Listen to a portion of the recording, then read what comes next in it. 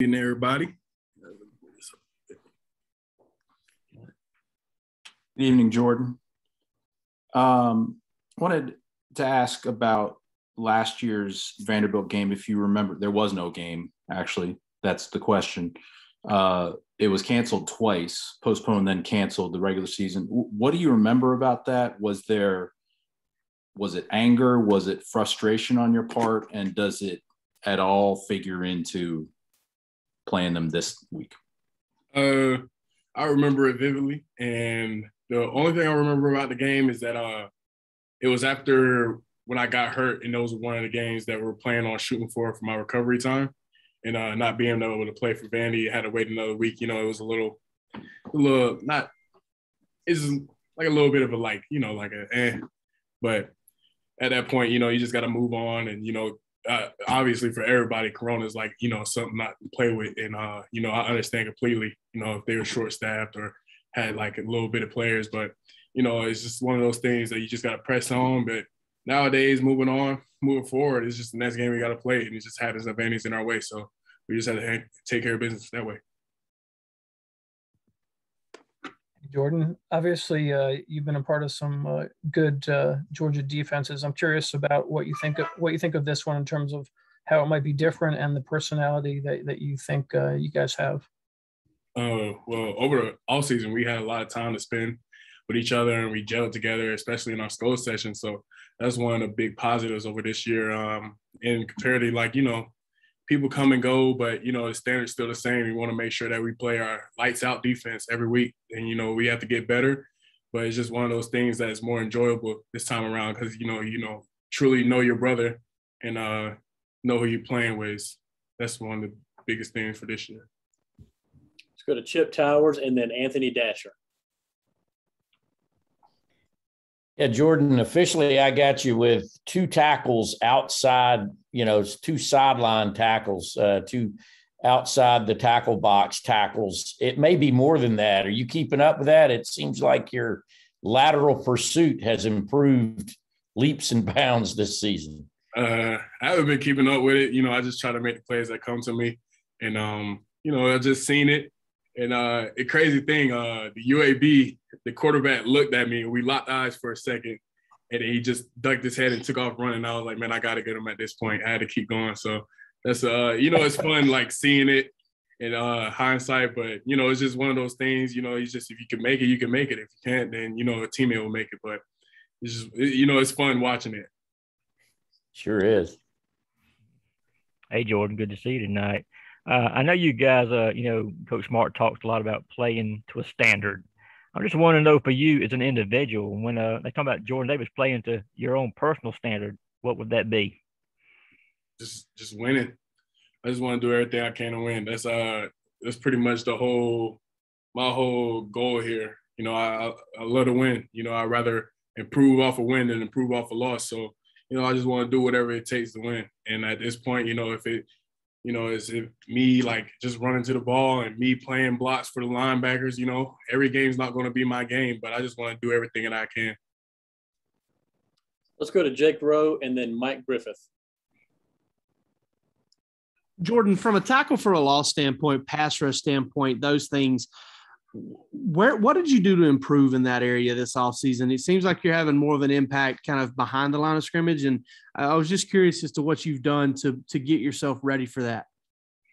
Honestly, it's just the preparation that we did over the offseason. We really emphasized getting off the ball and getting to the backfield and just being disruptive. I feel like if you're in the backfield, you're already disruptive and half the battle is won.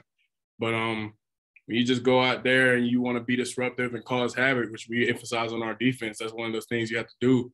That's one of the things that we take pride in on the defensive line. Jordan, I know you've put in just a ton of work behind the scenes to get to where you're at, but when you see yourself, on the ESPN highlight clips, or you're able to track down, do you ever surprise yourself and say, man, I can't believe that's me, or man, I'm chasing these guys down now? I do surprise myself sometimes.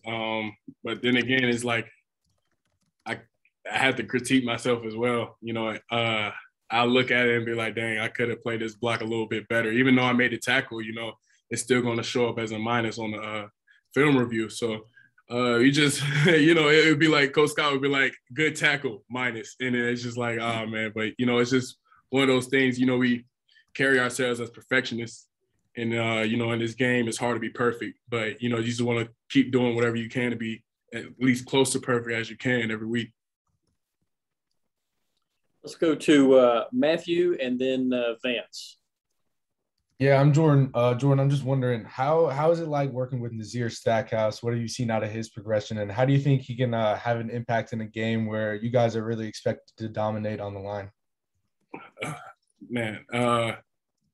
Nas gives me kind of the vibes that me and Mike B had when I was first introduced in this program. And it's just good because I remember Mike B was telling me, you got to give back. It just because somebody did it for him, I would do it for Nas, and hopefully Nas will carry on and do it for somebody else that comes in. But it's just one of those things, you see his progression, and you see just even outside of Nas, every D lineman, see how far they came. It's still room for improvement. Even still room for improvement for the 1s, 2s, 3s, and 4s. But, it's just like when you see it, you with him every day, you spend that time with him, it's amazing because, his potential is like limitless. And I think he's definitely closer than ever to becoming great. And, it's just that 1-2 punch, Nas coming in, it should be no drop off. So that's one of the standards that we have for him. So, he's doing well and adjusting and doing well. So props out to him.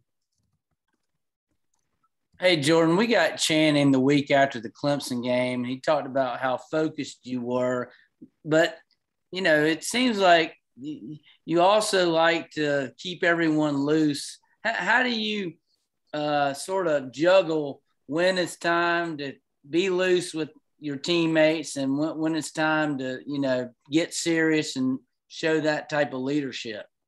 I'll say focused out is probably the day of the game. I like to stay loose as long as I can. And,